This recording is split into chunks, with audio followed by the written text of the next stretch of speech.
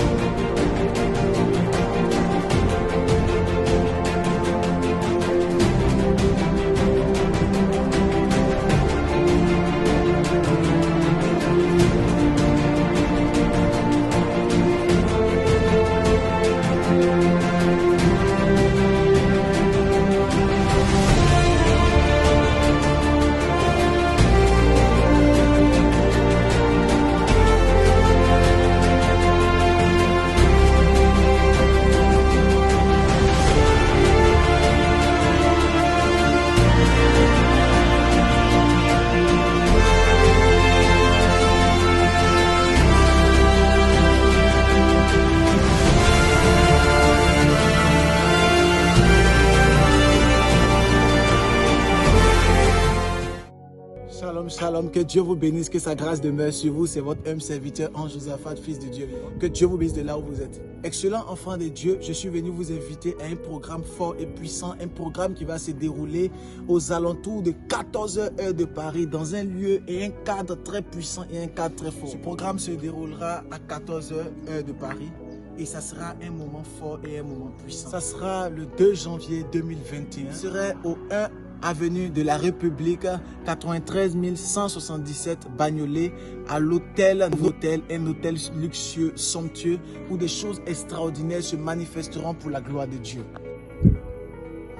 Écoutez, ne vous inquiétez pas concernant le coronavirus. Nous avons pris les dispositions nécessaires, tout ce qui est sanitaire, tout ce qui est gel hydroalcoolique, tout ce qui est distanciation sociale a été mis à bord. L'hôtel a mis tous ces éléments-là en place afin de pouvoir assurer une sécurité pour toutes les personnes qui seront présentes. La puissance de Dieu va se manifester d'une manière extraordinaire et Dieu va changer ta vie. Écoutez-moi, excellent enfant de Dieu. L'année 2020 a été une année de chaos, une année de désastre, une année de coronavirus, une année là où il y a des explosions au niveau des Beyrouth, des inondations, j'en passe, des morts, des bruits de morts. Il y a eu beaucoup de choses qui sont manifestées. Ce qui me plaît, c'est qu'à chaque fois qu'il y a des chaos, à chaque fois qu'il y a des tumultes, à chaque fois qu'il y a des complications, lorsque le Seigneur se lève, il se lève plus tard comme un étendard dans le but de pouvoir transformer la vie de plusieurs. C'est ce qui s'est passé dans la vie de Lazare. Dans le livre de Jean chapitre 11, tout le monde a pensé que Lazare était mort. Lorsque Jésus-Christ est venu, il est venu avec une seule chose qui s'appelle la résurrection. Tout le thème de ce programme puissant et fort qui est la résurrection. La résurrection va se manifester dans ta vie, dans tes affaires, dans tout ce que tu entreprends. Dans ton enfantement, il y aura la résurrection. Quel que soit le problème que tu vis, quel que soit le problème que tu traverses, la puissance de Dieu arrivera vers toi d'une manière étonnante et d'une manière forte. Que tu sois malade, que tu sois cancéreux, que tu aies l'hépatite, que tu aies le sida, quelle que soit la maladie, je suis convaincu que le Dieu de résurrection va ressusciter ta vie, ressusciter tes finances par la puissance du Saint-Esprit. Je vous donnerai des révélations et des prophéties claires sur l'Océanie, sur l'Asie, sur l'Europe, sur l'Amérique, sur l'Afrique. Le Seigneur m'a parlé sur plusieurs choses que je révélerai à ce moment de programme puissant et fort. Sur la Côte d'Ivoire, sur le Togo, sur le Libéria. Des choses extraordinaires que j'annoncerai pour la gloire de l'Éternel. 2021 est une année de résurrection. Alors venez massivement, invitez vos amis, invitez vos frères, vos sœurs, invitez vos proches, pour la gloire de l'Éternel, parce que ce programme sera un programme puissant. C'est un programme qui sera extraordinaire pour la gloire de Dieu. Alors venez en masse le 2 janvier à Novotel Paris-Est. La gloire de Dieu se manifestera, la puissance de Dieu se manifestera. Vous allez voir les contacts qui sont en train de défiler en bas de votre écran. Vous pouvez appeler pour avoir plus d'informations. S'il te plaît, ne rate pas surtout 2021, le 2 janvier, l'année de la résurrection. Des clés et des codes vous seront donnés le 2 janvier pour la résurrection de votre vie, la résurrection de votre famille, la résurrection de votre destinée. Que Dieu vous bénisse.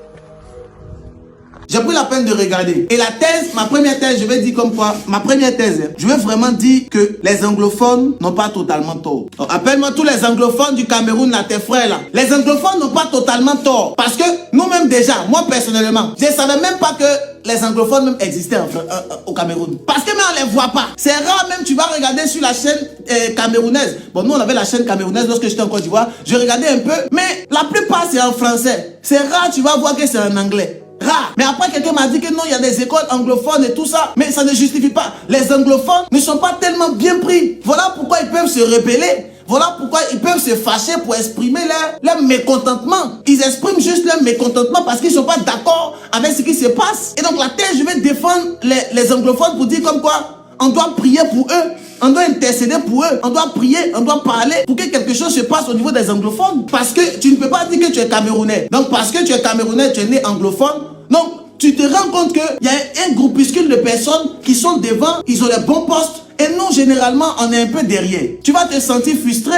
Après les actes qui suivent, je ne les cautionne pas, mais tu peux te sentir frustré. C'est sûr et certain. Tu vas te sentir très frustré. Tu es d'accord avec moi? Imagine-toi, tu te rends compte que même le président de la République, là, depuis des années, depuis des siècles, il est là, et lui-même là.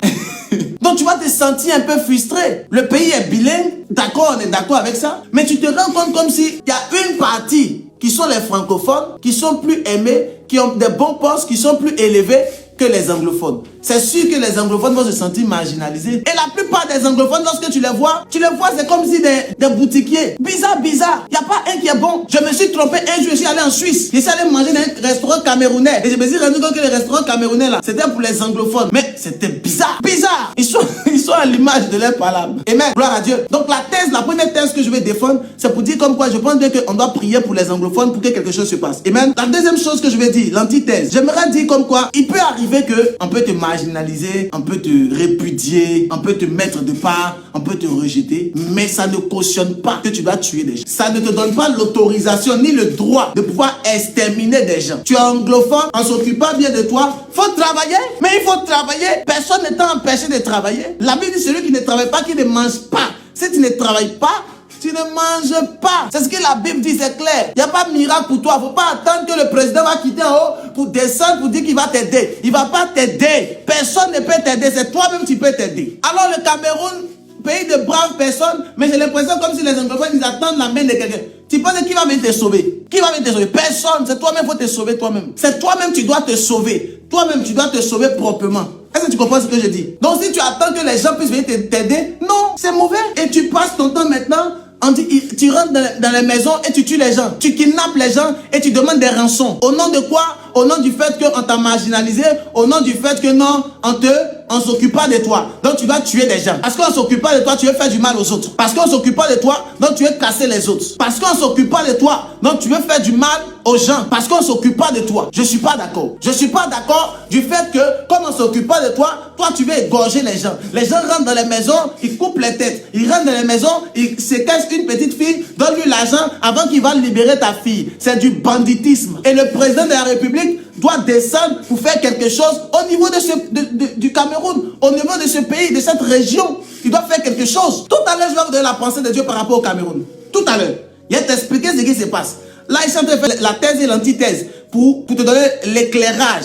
Mais tout à l'heure, il va te donner la pensée de Dieu. Déjà, le simple fait de pouvoir tuer les gens au nom du fait que toi tu es vilipendé est un péché terrible et grave. Et tu ne pourras pas évoluer, tu ne pourras pas avancer. Tu vas seulement rester derrière. Tu vas rester derrière. Tu vas rester derrière. Tu resteras derrière. L'antithèse, c'est que les anglophones n'ont pas raison.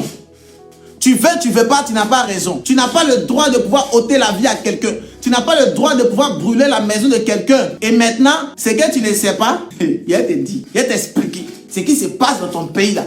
Il va t'expliquer ça pour la gloire de Dieu. Il va t'expliquer par l'Esprit de Dieu. Amen. Il y a quelqu'un qui est là-bas qui dit, ah papa, toi tu es prophète, tu dois prophétiser, tu dois annoncer les choses sur ma vie, tu dois parler de Jésus. Ah, ce qu'il est en train de faire, il parle de Satan. J'ai entendu ta voix. Ce qu'il est en train de faire, il est en train de parler de Satan. Il parle de Satan. Ce qu'il est en train de faire là, c'est ça la parole de Dieu. Annoncer la pensée de Dieu aux nations. Annoncer la volonté de Dieu pour les hommes. C'est ça. Et je te dis et je te le réitère. Le fait de prophétiser sur une seule personne, c'est le plus bas niveau dans le prophétique. C'est le plus bas niveau dans la prophétie. Prophétiser sur quelqu'un, non, je vois que tu t'appelles Akissi, ton papa s'appelle tel, tu es né à tel. C'est le plus bas niveau dans le prophétique. C'est que ton pasteur cherche en direct torche là. Hein? C'est le plus bas niveau, le plus petit. Ce que Dieu veut là, c'est pour les nations. Voilà pourquoi les anges, il y a la classification des anges. Il y a les anges qui sont avec toi, hein, qui te protègent toi. Mais il y a des anges qui protègent les nations. Est-ce que tu comprends ce qu'il dit? Mais c'est trop fort. Si c'est trop fort, on va revenir au Cameroun, s'il te plaît. Il y a les anges qui protègent les nations. Donc quand tu vas dans la classification des anges, il y a les trônes, il y a tout ça, il y a les chérubins, il y a les séraphins et consorts. Donc il y a les anges qui protègent les nations. Il y a d'autres qui protègent les hommes. Mais il y a ceux qui protègent les nations. Les nations. Qui protègent les États-Unis, la France, la Côte d'Ivoire, le Japon et consorts. Et ils sont les anges de domination qui protègent. Lorsque tu lis dans le livre de Éphésiens chapitre 6, la Bible dit quoi? La Bible dit qu'il y a des esprits qui sont tapis dans les lieux célestes. D'accord? Ils peuvent être méchants, mais aussi il y a des esprits de Dieu. Et ils protègent, ils gouvernent. Hein? Il y a les princes qui gouvernent. Il y a des esprits, il y a des anges qui gouvernent. Donc prophétiser sur la vie de quelqu'un, je vois que dans ta maison, tout ce qui est là-bas c'est vert. Je vois que c'est la petite chose. C'est pour une personne. On te prophétise pour les nations. Prie pour les nations. Donc arrête. Je vais prier pour toi bientôt. Attends, je vais prophétiser sur les nations, donner la pensée de Dieu. L'antithèse, je ne suis pas d'accord avec ça. Et je trouve que c'est très bas. Pour toi, en tant qu'anglophone, déjà même l'anglais est une langue excellente. Viens m'apprendre l'anglais, il va te payer. Viens apprendre l'anglais à beaucoup de personnes, ils vont te payer. L'anglais même, déjà même, c'est une langue internationale. Et puis toi, tu parles l'anglais comme ça, tu te minimises. Tu es béni. Déjà même, Dieu t'a fait la grâce de pouvoir être anglophone. Tu as une bénédiction pour les nations. Les francophones, le français là, c'est limité en France, en Côte d'Ivoire, dans les pays bizarres là. C'est limité là-bas. Mais anglais là, c'est international. Tu vas au Japon, on va parler anglais. Tu vas à Dubaï, tu vas parler anglais. Tu vas aux États-Unis, tu vas parler anglais. Tu vas en Inde, tu vas parler anglais. Tu vas partout, tu vas parler anglais. Tu es international. Donc c'est une bénédiction, c'est une grâce que Dieu t'a regardé, il t'a vu. Il dit non, toi tu ne seras pas francophone, toi tu seras anglophone. C'est une grâce pour toi. Mais toi, tu vois ça comme une malédiction. Tu es un bandit. Tu dois te repentir. Dieu t'a donné d'être anglophone. C'est une bénédiction pour toi. Afin de pacter les nations. Afin de prier pour des personnes. Afin de délivrer ta famille. Afin de faire de grandes choses. Mais toi, tu prends anglophone là comme une malédiction. Et tu dis que non, les francophones sont plus bénis que les anglophones. C'est un problème de mentalité. Pendant que les francophones cherchent à parler anglais, les anglophones cherchent à parler français. Et même il veut supprimer l'anglophone et lui-même il veut être un francophone. C'est un problème de mentalité. Le plus gros problème de l'humanité n'est pas un problème d'argent, c'est un problème de mentalité. Voilà pourquoi Jésus-Christ est mort à la croix de Golgotha. Et lorsque tu lis Golgotha, la Bible dit que Golgotha signifie le lieu du crâne. Le lieu du crâne, c'est le lieu de la mentalité. Le plus gros problème de l'homme, c'est pas l'argent. Ton plus gros problème, c'est un problème de mentalité. Si jamais notre mentalité change, notre poche aussi va changer. Tu m'as dit amen fort. Dis papa la synthèse. La synthèse. Là, je ne suis même pas encore arrivé dans les révélations. Il te parle de façon. Dis avec moi la synthèse, s'il te plaît. Tu vois, tous les jours, le prophète, lui, il se bat même pour parler anglais. Il se bat. Il veut parler pour mieux comprendre. Parce que imagine-toi, on t'invite dans un lieu, les gens sont en train de parler anglais, toi, tu es là comme ça. Oui, bonjour. What is it?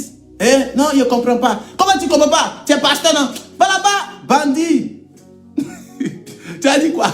Tu as toujours voyagé avec ta traductrice. Toujours voyager avec Ariel au Koumendia. Et salut ma fille Ariel, tu es bénie. Tu es obligé de voyager avec ta fille, elle va faire traduction. Amen. Il faut que tu apprennes à parler l'anglais. C'est une langue internationale, c'est une langue qui est bénie. Amen. Tu es béni, anglophone. Écoutez-moi.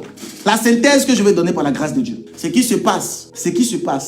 Écoutez très bien. La synthèse que j'ai vue, c'est que les deux camps, anglophones, francophones, ce qui se passe, c'est Satan. Écris avec moi Satan. Dis avec moi Satan. S-A-T-A-N. Si tu veux mettre N. Satan, jusqu'à... Le problème qui est en train de tuer et qui est en train de miner le Cameroun, c'est Satan. Il n'était pas là de façon... Je ne suis pas encore entré dans la révélation. Écoute-moi très bien. Listen to be carefully. C'est le diable qui est en train de chercher à tuer les Camerounais. C'est le diable. Là, c'est la synthèse que je te donne. C'est Satan qui est en train de tuer les Camerounais, qui est en train de chercher à cogner et détruire. C'est Satan.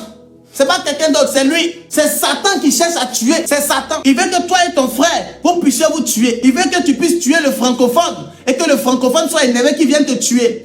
Parce que les francophones sont plus nombreux que vous, si je m'abuse. Il veut que tu puisses le tuer. Regarde, tellement que c'est Satan, tellement que c'est le diable. Tu es arrivé à un niveau où toi-même tu tues ton propre frère anglophone. Au Cameroun, même les anglophones, ils se tuent aussi entre eux-mêmes. Parce que le diable cherche à détruire et à verser le sang. Il s'en fout de toi. Il s'en fout de ta famille, il s'en fout de tes frères et tes soeurs. Le diable veut te nuire. Alors, ce n'est pas les anglophones qui ont raison, ce n'est pas les francophones qui ont raison, c'est le diable qui est au milieu qui cherche à tuer. C'est le diable qui cherche à égorger. Et toi, tu es là, tu passes ton temps, non, Paul Biya est français, non, tel est anglophone, Paul Biya, non, et tel, les institutions, il n'y a pas d'anglophone, il n'y a personne. Et ce n'est pas l'institution, c'est le diable qui veut vous nuire.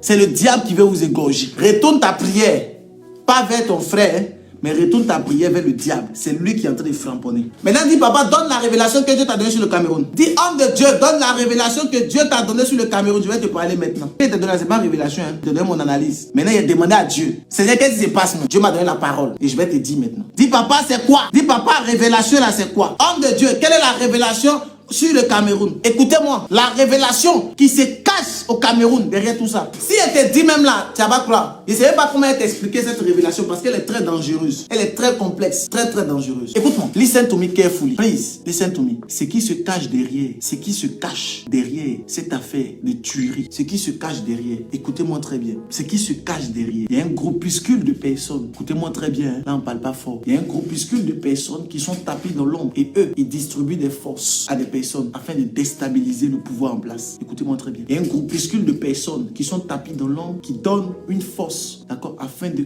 casser l'État en place, afin de casser, déstabiliser le pouvoir en place. Je ne suis pas pasteur, je suis prophète. Quand je te parle, c'est que c'est Dieu qui a dit. Il n'est pas venu te dire ce que Dieu n'a pas dit. Il y a un groupuscule de personnes qui est tapis dans l'ombre. Je connais les noms. Ils ont un nom, mais je ne peux pas dire. Ils sont tapis et eux, ils donnent la force. Et c'est eux maintenant qui font en sorte qu'il y ait des meurtres, des tueries. Parce qu'ils veulent quoi? Ce qu'ils veulent, c'est beaucoup de tueries. Retourner la faute vers... Oh, comment je peux parler ça? Retourner la faute vers le manguier, afin que le manguier puisse être déraciné et qu'un autre manguier puisse venir. Donc ça veut dire qu'ils divisent pour mieux régner. Est-ce que j'ai parlé un peu de la révélation? Il y a un manguier au niveau du Cameroun. Il y a un baobab au Cameroun. Et pour déstabiliser le manguier, parce que le manguier, il croît. Il veut croître encore, donner du fruit et même encore donner de bons fruits. D'accord? Mais ce qu'ils veulent, déstabiliser le manguier, déraciner le manguier, afin que le manguier soit à terre, afin que le manguier parte et que maintenant, il puisse prendre la place du manguier. Que celui qui a des oreilles pour entendre comprenne ce que j'ai dit à l'église au Cameroun, comprenne ce que j'ai dit aux enfants de Dieu. Alors, il donne la force, il donne la puissance, il donne l'autorité. Amen. Parce que la guerre et cette affaire de anglophone, francophone ne date pas d'aujourd'hui. Tu es d'accord avec moi? Ça date de très longtemps. Ça date de très longtemps. Et là, ils sont en train d'accentuer les problèmes à gauche et à droite. Et c'est pas seulement ça. C'est pas seulement les anglophones, francophones, non. Il y a d'autres choses qui sont cachées. Et le but, c'est de déstabiliser le manguier, casser le manguier pour mieux régner. Si tu as des oreilles, si tu as de l'intelligence, tu comprendras. Dans le livre d'Apocalypse, Dieu parle.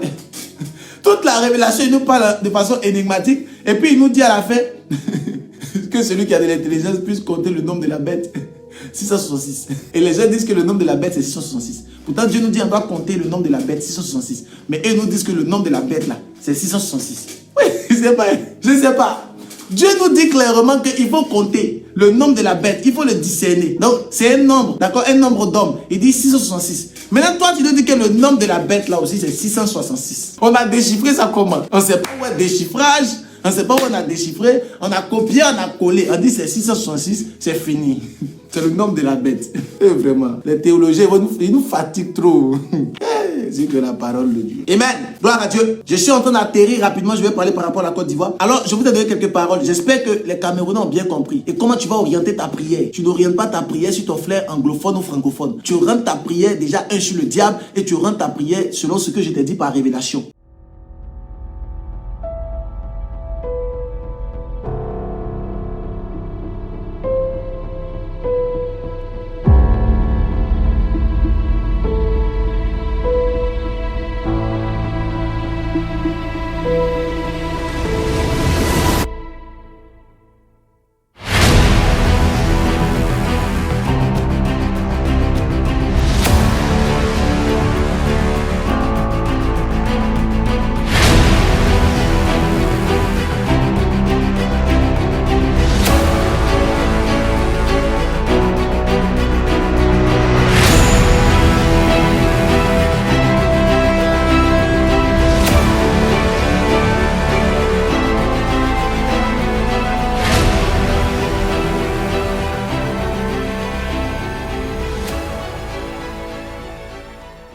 La Côte d'Ivoire. Mais je le vois, il est quitté depuis un village. Yes. Il est quitté depuis un village. Ils l'ont lancé depuis l'année 2013. Ici, on voit comme s'ils ont lancé l'esprit depuis 2013. Ils ont lancé... C'est vrai. C'est vrai. Et ils ont lancé l'esprit là pour détruire. Vas-y. Depuis 2013, rien ne marche dans ma vie. Oh, yeah. Amen. Même le papier d'Italie, ils m'ont arraché ça. Hey! Et si je n'arrivais pas, je tourne à gauche, à droite.